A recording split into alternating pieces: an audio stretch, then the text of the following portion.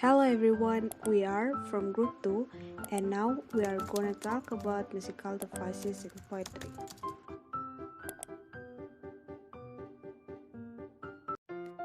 Definition. A. Definition of poetry. Poetry is a type of literature that conveys a thought, describes a scene, or tells a story in a concentrated lyrical arrangement of words. We can say that poetry is a literature in language chosen and arranged to create a particular emotional response through meaning, sound, and rhythm. It also can be defined as a word that expresses our feelings and ideas. In poetry, we know there's some elements of poetry that support poetry itself. There is figurative language, musical devices, diction, meter, symbolism, and the last is rhythm. This time, we will explain more about musical devices in poetry. Musical device is a technique for achieving a particular artistic effect. Through the use of musical devices, a poet can add meaning and emotion to a word, a phrase, or the entire poem. Like the original rhythm of a heartbeat, people find rhythms to be soothing. A different rhythm may stir a sense of anticipation in a movie soundtrack.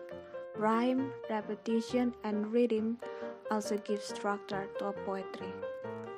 Poetic sound devices help the reader hear a poetry. The way a poet structures their stanzas and chooses their words can bring a poem to life. There are 6 types of musical devices in poetry. Those are rhyme, alliteration, consonance, assonance, onomatopoeia, and refrain. There are 6 most common types of musical devices in poetry. The first is rhyme. Rhyme is a musical device that uses vowel sounds that rhyme through similar construction. Or we can say that the repetition of accented vowel sounds and all succeeding sounds that appear close together. To qualify as a rhyme, the vowel sounds and all of the sounds that come after the vowel sounds must be closely related. For instance, the first part of the word can be any consonants, but once the vowel is sounded, the rhyming word must be similar. The words dream and steam both are with different consonants, but end with the same vowels and consonant. There are 3 types of rhyme. The first is end rhyme, the second is internal rhyme, the third is approximate rhyme. End rhyme in which the last words, internal rhyme with words inside the line rhyming, and approximate rhyme in which the words don't match but sound similar. So now we're gonna talk about alliteration. In literature, alliteration is the conspicuous repetition of identical initial consonant sound in successive or closely associated syllables within a group of words, even those spelled differently. Or we can simply say alliteration is the occurrence of the same letter or sound at the beginning of adjacent or closely connected words. So I'm gonna give a familiar example. The sentence is Peter Piper picked a pack of pickled peppers. So as you can hear, the P sound repeatedly at the beginning of a word. As a method of linking words for effect, alliteration is also called head rhyme or initial rhyme. There are 4 types of alliteration, and here I will try to explain it in a simple way. The first is general alliteration. In general, alliteration refers to the repetition of the initial sound of a series of words. For example, take the sentence, Sally saw 17 savage. This sentence repeats the E sound 4 times. resulting in alliteration. And the second is consonants. Consonants refers to the repeat consonant sound at the beginning, middle, or end of a word. An example of consonant can be found in the sentence. So, nimbly he named the number.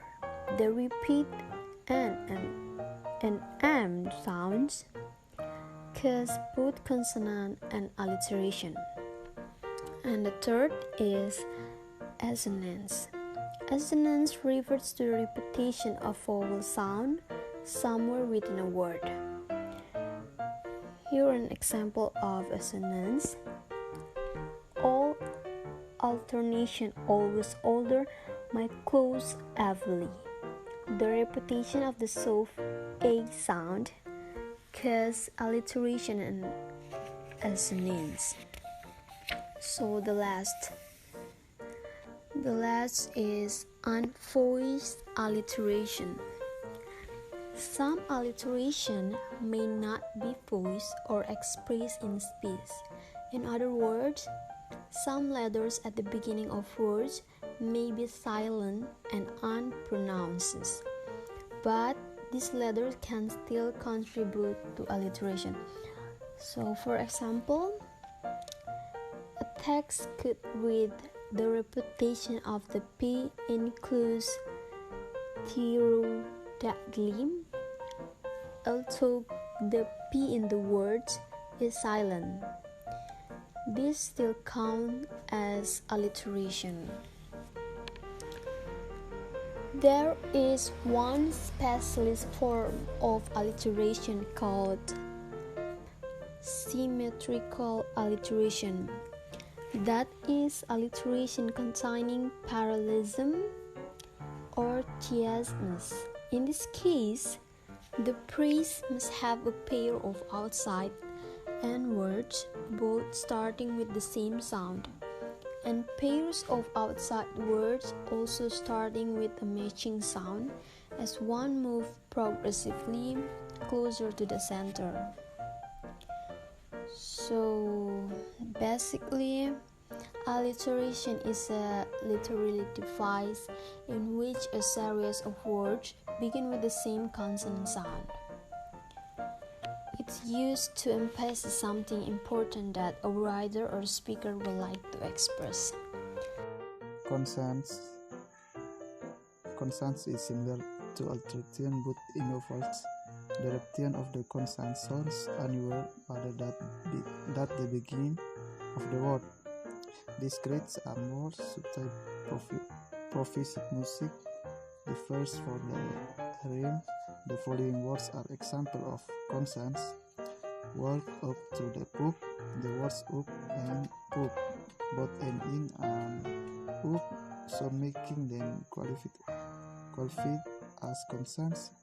An example of consonants occurs in I saw a sample all of gold that none did that they enter in, and many weeping stood without weeping morning worship. Blake I saw a sample. Assonance.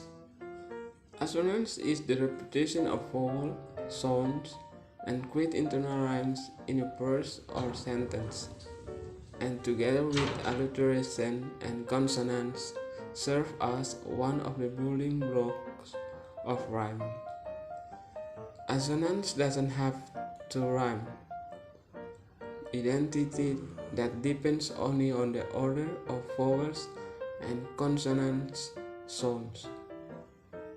For example, a girl used assonance to show dislike.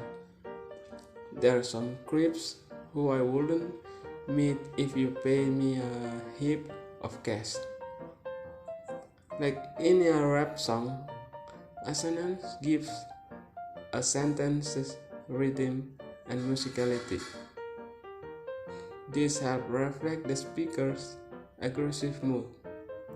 Assonance occurs in the vowel sound repeat through creeps, meet, me, and hip. Okay, now we move to onomatopoeia. Onomatopoeia occurs when a word attempts to imitate the sound that it is describing. This technique uses a musical device to create the imagery and sound of the object being imitated. For example, a cat,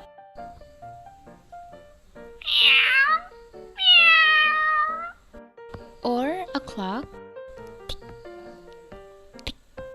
are examples of onomatopoeia in literature. Words that imitate their actions are also considered onomatopoeia, such as the word popcorn. Each language usually has different onomatopoeia. Examples of onomatopoeia words such as the sound of a cow is called,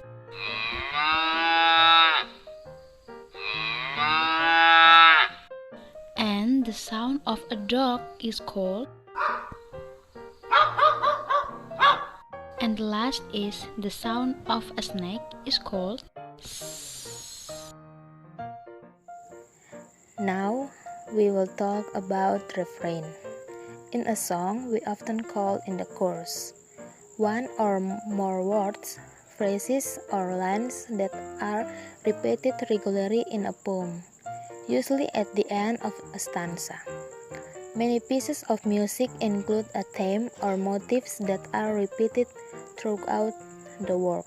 Similarly, some poetry includes repeated lines called refrains.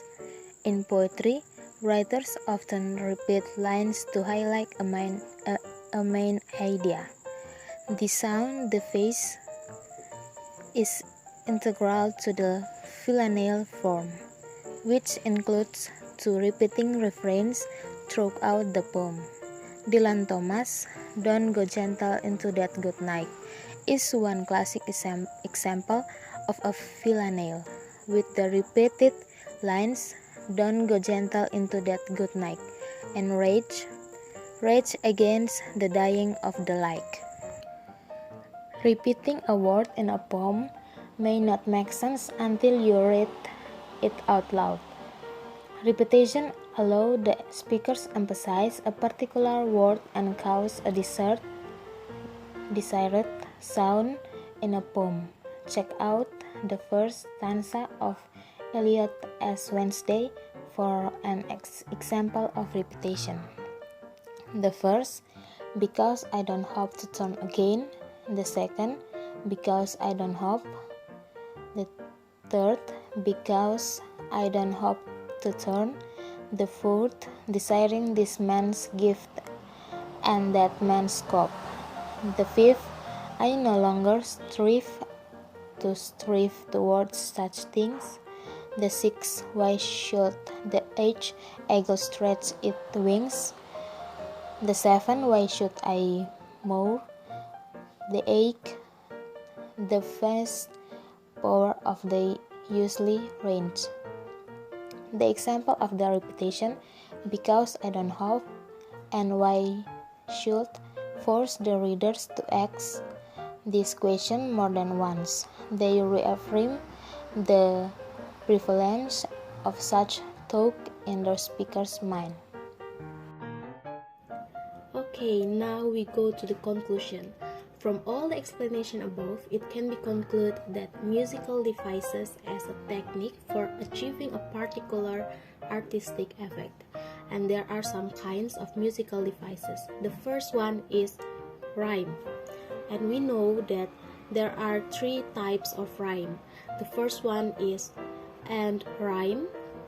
This is the most common form of rhyme. And the second one is internal rhyme, and the last is approximate rhyme.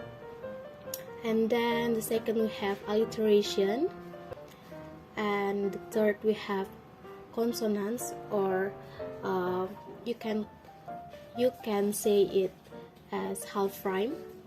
And then we have assonance and onomatopoeia, and then the last is refrain or chorus. So That's all about musical devices in poetry.